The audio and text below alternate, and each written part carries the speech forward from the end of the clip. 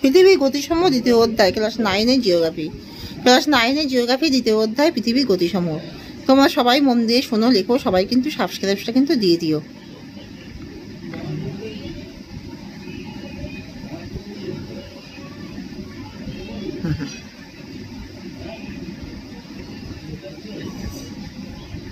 পৃথিবীর অনুসূর অবস্থানের দিনটি হলো 3রা জানুয়ারি। মকর সংক্রান্তি রেখায় সূর্যরশ্মির সর্বাধিক পতন কোণ হয় 90%, 90 ডিগ্রি। অনুসূর অবস্থানে সূর্য পৃথিবীর মধ্যে দূরত্ব থাকে 14.70 কোটি কিলোমিটার। আন্টার্কটিকা মহাদেশে গ্রীষ্মকাল শুরু হয় ডিসেম্বর মাসে। উত্তর গোলার্ধে দীর্ঘতম রাত্রি হয় 22শে ডিসেম্বর। বুধের একবার আবর্তনের সময় লাগে 58 দিন 15 ঘন্টা। অধিবর্ষে সামগ্রিক বছরটি ছিল 366 দিন। তাহলে অধিবর্ষে সামগ্রিক বছরটি হলো 366 দিন।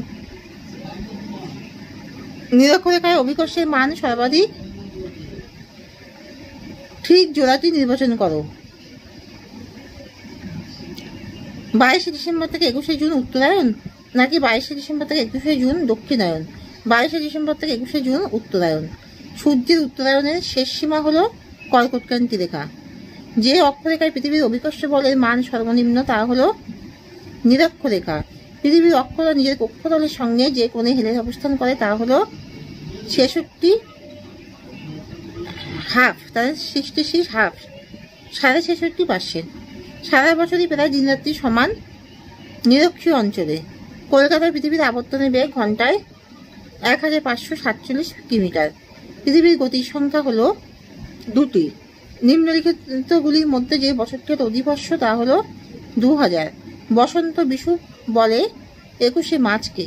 দক্ষিণ গোলার্ধে সবচেয়ে ছোট রাত হয় 22শে ডিসেম্বর। সূর্য কর্কটক্রান্তি রেখার উপর লম্বভাবে কিরণ দেয় 21শে জুন। পৃথিবীর অপসূর অবস্থান হয় 4ই জুলাই। পৃথিবীর কোন গতির ফলে দিন রাত্রি হয়?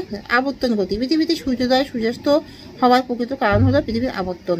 পৃথিবীর আবর্তন গতি না থাকলে কতদিন অন্তর কোনো স্থানে পৃথিবীতে জোয়ার ভাটা হতো? 273 দিন অন্তর। পৃথিবীর আলোকিত অন্ধকার অর্ধাংশ যে বৃত্তাকার সীমারেখায় মিলিত হয় তাকে কি বলে? ছায়াবৃত্ত। বিষুবের অর্থ কি? সমান। অরোরা 48 কোথায় দেখা যায়? দক্ষিণ মেরুতে। আবর্তনের ফলে গতিশীল পদার্থের গতিবিক্ষেপ হয়। এই সূত্রটি কে আবিষ্কার করেন? কোরিওলিস কয়োকা রয়হস্যি ও লয়হস্যি দন্তস্য 1835 সালে। কোন দিন পৃথিবী ও সূর্যের মধ্যে দূরত্ব সব থেকে কম হয়? 3রা জানুয়ারি। এখানেই শেষ করছি।